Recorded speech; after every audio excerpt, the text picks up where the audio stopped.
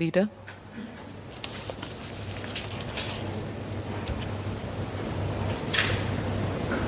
Madam Deputy Speaker, members are looking hopeful, but I'm afraid I'm about to dash those hopes. It's going to be a long evening, so I will be moving to exempt business for today. Madam Deputy Speaker, I beg to move that the proceedings on the business set down on the order paper for today be exempted at this day's sitting from the provisions of Standing Order Number 2. It will be a long evening. The question is that the motion moved by the leader, as many as of the opinion say aye. To the contrary, say no. I think the ayes have it. The ayes have it. Ms. Ling.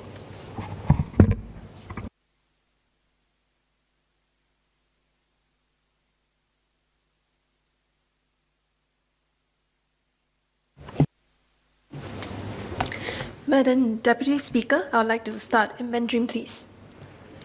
与大家分享一个历史点滴。大约140年前，法国发明家古斯达夫·特鲁夫在巴黎的街道上测试了他发明的第一部电动汽车。在那时候，电动汽车的采用率开始增加。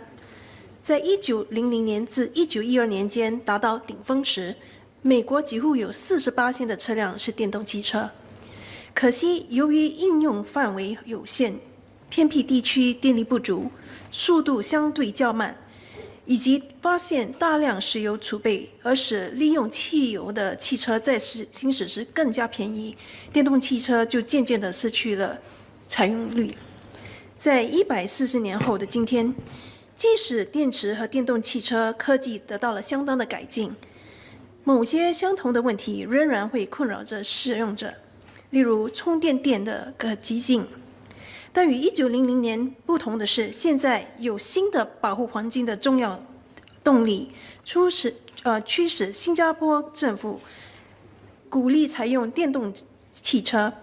现在城市交通的需求以及可以持续性解决交通需求的方案，使电动汽车成为应对这些挑战的重要解决策略。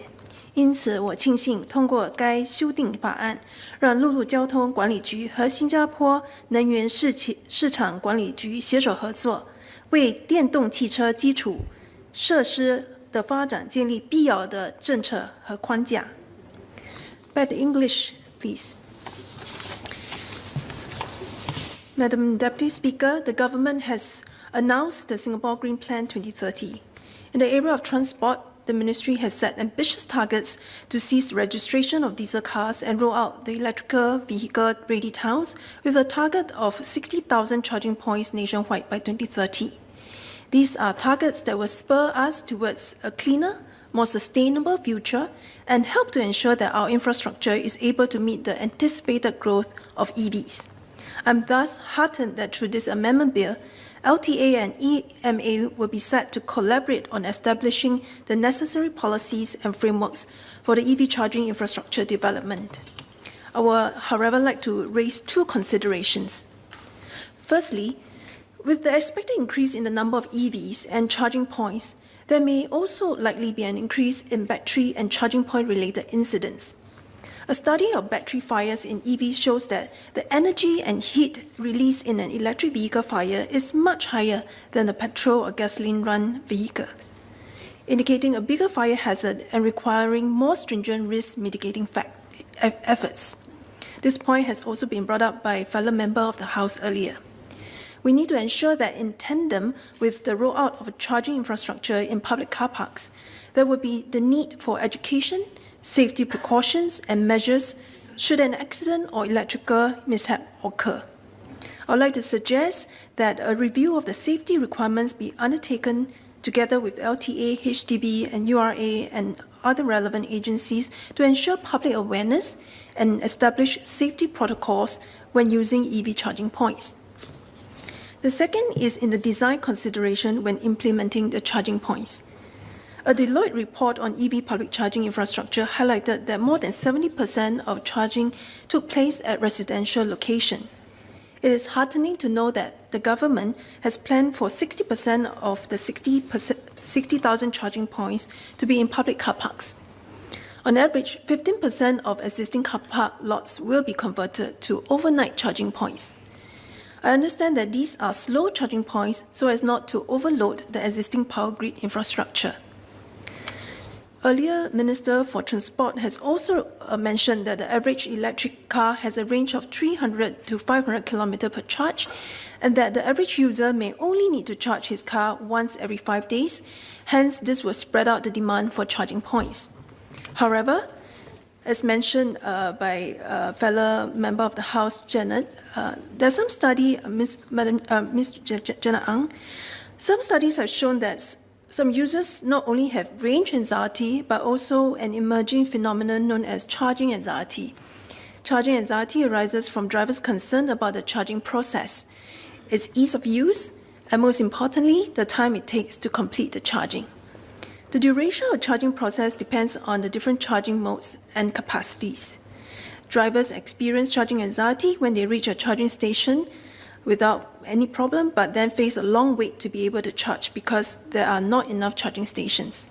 Some drivers may also want to charge their vehicles to full capacity as often as possible. When a lot of people are trying to do this, it can create problems. Too many cars, not enough chargers. It will be difficult to try to explain away the driver's concern in wanting to charge his vehicle often, and this will result in possibly long queues and disputes on the use of charging points. To this, I would like to suggest that LTA study the user journey, charging behavior, and how charging will take place at car parks to optimize the infrastructure design that will allow charging points to be accessible to as many parking lots and vehicles as possible, and allow for quick, flexible installation of additional charging points if demand increase in certain area. LTA can also consider the feasibility for 1 or 2 separate fast charging points powered by maybe alternative energy like solar energy and the batteries that do not depend on the power grid. This will allow users who want to charge their cars using fast chargers without impacting the existing power infrastructure. Such technology is currently available and can be considered to complement the current plans. Madam Speaker, sir, the mobility demands of a modern urban city, together with the need for sustainable transportation solution, make EVs a very compelling answer to these challenges. We need to bring together technology, infrastructure, economic, and human behavior consideration into our planning and policies when implementing the EV charging points infrastructure. I'm very glad that we're starting with this amendment bill. Notwithstanding my considerations raised, I support the amendment bill. Thank you.